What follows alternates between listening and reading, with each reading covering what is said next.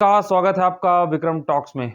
जैसे मेरी आंखें फड़फड़ा रही हैं ना, वैसे अगर आज काम पे गए होंगे, हालांकि हर कोई आज स्कोर चेक कर रहा था कि क्या हो रहा है, क्योंकि बॉर्डर गावस्कर ट्रॉफी को लेकर हर एक क्रिकेट प्रेमी के बीच में ना एक संशय था कि भारत कैसा प्रदर्शन करेगा, क्योंकि बल्लेबाजी बहुत डाउन जा रही थी। तो ऐसे में आज भारतीय बल्लेबाजों ने हमें बिल्कुल भी निराश नहीं किया। जी हाँ, हमारी पूरी उम्मीदों को पूरे तरीके से लेके खड़े रहे और उन उम्मीदों का बोझ ऐसा ढोया है कि पूरी जगह पे आज भारतीय बल्लेबाजी को कमाल की बल्लेबाजी कही जा रही है।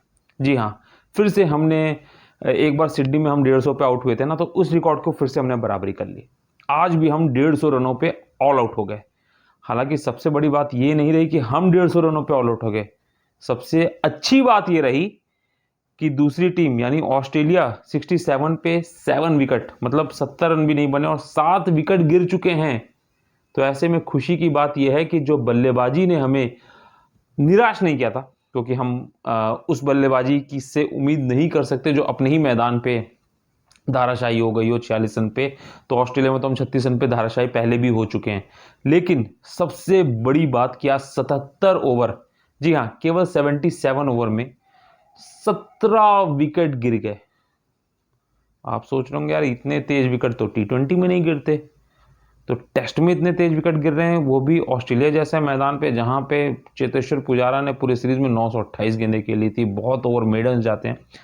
जी हाँ, लेकिन आज का खेल इतना तेज हुआ है ना कि बैच बॉल भूल जाइए, टी20 भूल जाइए, टेस्ट मैच भूल जाइए। बस याद रखिए क्या, हर ओवर, और उसमें भी आपको बता दूं कि ऐसे ऐसे बल्लेबाज रहे हैं, जैसे अगर भारत की टीम की बैटिंग की बात की जाए तो वहां पे लगभग 73 बॉल 73 बॉल खेल के 26 रन बनाए थे केएल राहुल ने। ऐसे ही देवदत्त पड्डीकल की बात की जाए तो उन्होंने 22 गेंदें खेली लेकिन 0 रन बनाए। ऐसे अगर ऑस्ट्रेलियाई बल्लेबाजी में बात की जाए तो मार्क लामुशेन, जिन्होंने लगभग 52 गेंदें खेली और केवल 2 रन बनाए। तो ये स्थिति आप समझ सकते हैं कि 52 गेंदे का मतलब आप समझ रहे हैं, लगभग 8 ओवर अकेले मार्क्स लाबुशेन ने खेले। आप 80 गेंदों का मतलब समझ रहे हैं कि लगभग लगभग 10 ओवर, मतलब 12 13 ओवर के आसपास अकेले केएल राहुल ने खेले, और ऐसे ही ऋषभ पंत ने खेले। तो ये स्थिति थी, वरना तो 50, अगर कुल मिला के देखा जाए तो 50 से 60 ओवर के बीच में आज 17 विकेट गिरे हैं, जो कि अपने आप में चौंकाने वाली बात है कि हमारा क्रिकेट किस तरफ जा रहा है, बतौर फैन अगर मैं ये सवाल पूछूं।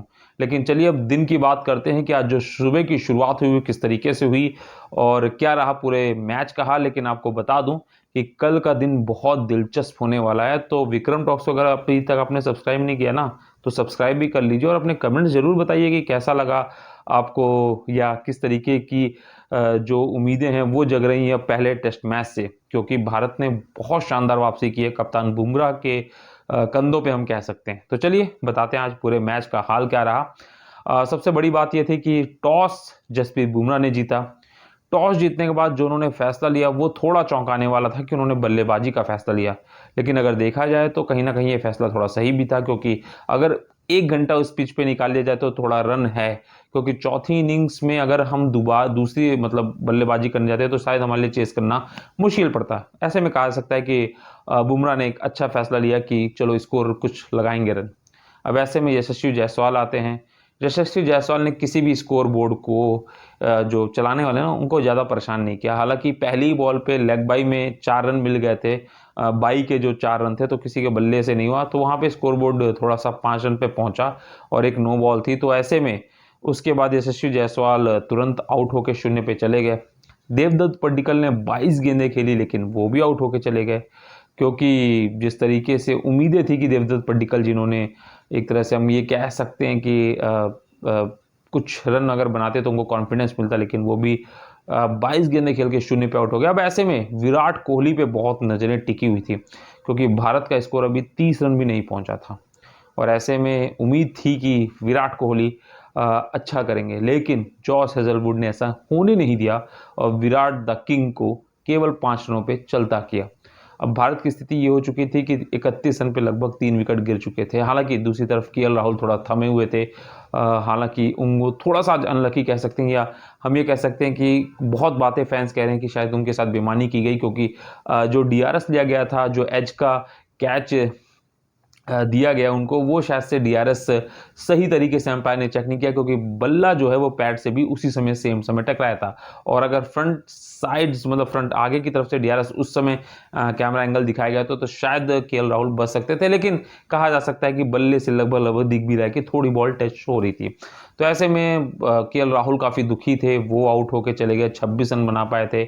इसके बाद हम कह सकते हैं कि ऋषभ पंत ने 37 रन की अहम पारी खेली, क्योंकि अगर ऋषभ पंत की पारी 37 रनों की नहीं होती ना, तो आप समझिए कि हम 150 रनों तक नहीं पहुंच पाते। और सबसे बड़ा जो कह सकते हैं कि छुपा स्तंभ निकला, वो निकले नीतीश रेड्डी। जी हाँ, डेब्यूटेंट नीतीश रेड्डी ने शानदार बल्लेबाजी की और 58 गेंदों पे 41 रन बनाए। हालांकि उनकी किस्मत बहुत अच्छी थी कि एक जब उनका लेग साइड में जब बॉल मतलब वो ऐसे मार रहे थे शॉट, तो यहाँ से हल्की सी बॉल टच होके गई थी, लेकिन तब अपील की थी ऑस्ट्रेलियाई गेंदबाज और फील्डर ने, लेकिन अंपायर ने नॉट आउट दिया। तो डीआरएस ले सकते थे, लेकिन उन्होंने डीआरएस नहीं लिया और वहां पे उस समय बच गए जब वो लगभग 10 से 11 रन के स्कोर पे थे। और उसके बाद उन्होंने 41, जी हाँ 41 रन, ये 41 रन ना शतक से कम नहीं है। मतलब नीतीश कुमार रेड्डी की इस 41 रनों की पारी को हम कह सकते हैं कि उन्होंने शतक मार दिया, सेंचुरी मार दी, क्योंकि इस पिच पे इतना बनाना बहुत बड़ी बात है। हाईएस्ट भारतीय की तरफ से रन गेटर रहे हैं। उसके बाद कोई बल्लेबाज उनका साथ नहीं दे पाए, क्योंकि जसप्रीत बुमराह आए थे, वो 8 रन बना के आउट हो गए। मोहम्मद सिराज बहुत जल्दी चले गए थे। और कह सकते हैं कि भारतीय टीम 49.2 यानी 50 ओवर भी नहीं खेल पाए और 150 रन पे ऑल आउट हुई। जब 150 रन पे ऑल आउट हुई थी, हर कोई उनको बहुत क्रिटिसाइज कर रहा था, लेकिन तब भारतीय टीम को क्रिटिसाइज्म से बचाने के लिए जसप्रीत बुमराह को सुपरमैन बन के आना पड़ा। और स्थिति ये कर दी उन्होंने ऑस्ट्रेलिया की कि 14 रन पे 0 विकेट, जी हाँ 14 रन बन चुके थे, कोई विकेट नहीं था, लेकिन 19 रन पे जाते जाते 3 विकेट गिर गए थे, जिसमें से 2 दिग्गज बल्लेबाज, अगर मैं बात करूं स्टीव स्मिथ की, उस्मान ख्वाजा की, तो वो आउट हो चुके थे। और मैकर्गनी जो कि डेब्यूटेंट हैं ऑस्ट्रेलिया की तरफ से, वो 10 रन बना के पहले एलपीडब्ल्यू आउट हुए। हालांकि अंपायर ने नहीं दिया था, जसप्रीत बुमराह ने एलपीडब्ल्यू अपील की और उसके बाद नहीं अंपायर ने जब दिया तो डीआरएस के मदद से उनको आउट करार दिया गया। और स्टीव स्मिथ पहली ही गेंद पे, मतलब आप समझिए एलपीडब्ल्यू आउट हुए, तो भारतीय टीम की उम्मीदें बहुत बढ़ गई और 19 रन पे 3 विकेट झटक लिए थे। तो कहा जा सकता है उसके बाद डीएसपी साहब की बहुत आज गर्जना, मतलब लड़ाई झगड़ा भी आज को हुआ, डीएसपी साहब की गुंडागर्दी भी दिखी आज मैदान पे कि ऑस्ट्रेलिया वाले गए, ए भाई अब पिछली बार आया था तो केवल बॉलर था, अब मैं डिप्टी एसपी, क्योंकि आपको बता दूं कि उनको स्टेट ने उनके अप्रतिम खेल के चलते, उनके प्रदर्शन के चलते उनको डीएसपी की रैंक दी हुई है। ऐसे में कहा जा सकता है कि डीएसपी साहब ने अपना खूब रंग जमाया और 2 शानदार विकेट लिए। तो वहीं कहा जा सकता है कि हर्षित राणा ने जिस तरीके से ट्रेविस हेड को अपना पहला इंटरनेशनल टेस्ट विकेट बनाया, उससे बड़ी यादगार नहीं हो सकती। ट्रेविस हेड हम सब जानते हैं कितने खतरनाक हो सकते थे, लेकिन उनको शिकार बना। और किसी भी बल्लेबाज को कहा जा सकता है कि चल नहीं दिया। वहीं मार्क लेविसन को, जिन्होंने 52 बॉल खेली लेकिन केवल 2 रन बनाए, उनको मोहम्मद सिराज ने एलपीडब्ल्यू करते हुए पवेलियन लौटा दिया। अब स्थिति यह है कि 67 पे 7 विकेट हो चुके हैं और अभी बहुत रन, 150 रनों तक का जो आंकड़ा है आप समझिए वहां तक पहुंचना है। और ऐसे में कल हम उम्मीद करेंगे कि सुबह बहुत जल्दी जसप्रीत बुमराह, मोहम्मद सिराज और हर्षित राणा तीनों विकेट को झटक के भारतीय टीम पक्का है कि कल दूसरी बैटिंग आ जाएगी और हो सकता है टेस्ट मैच फिर से ये 3 दिन के अंदर खत्म हो जाए और सारे खिलाड़ी आराम से बैठ के आईपीएल का ऑक्शन देखे, क्योंकि 24 और 25 को आईपीएल का ऑक्शन है। तो जिस तरीके से टेस्ट मैच चल रहा है, अब आराम से इस मैच का जो रिजल्ट है वो अगले 2 दिनों में आने वाला है, तो सभी खिलाड़ी बैठ के आराम से आईपीएल का ऑक्शन भी देख सकते हैं। और हम उम्मीद करते हैं कि कल जसप्रीत बुमराह बहुत जल्दी, जिन्होंने 12 रन देके केवल 12 रन दिया है और 4 विकेट झटके हैं, और हर्षित राणा में भी अच्छी बॉलिंग की और 1 विकेट ट्रेविस हेड का ले चुके हैं, मोहम्मद सिराज 2 विकेट ले चुके हैं। तो ऐसे में कहा जा सकता है कि भारतीय टीम बाउंस बैक करेगी और जिस तरीके से शानदार तरीके से गेंदबाजी की है, दूसरी इनिंग में बल्लेबाजी थोड़ा बेहतर करे और एक अच्छा स्कोर बनाए। क्योंकि पहले तो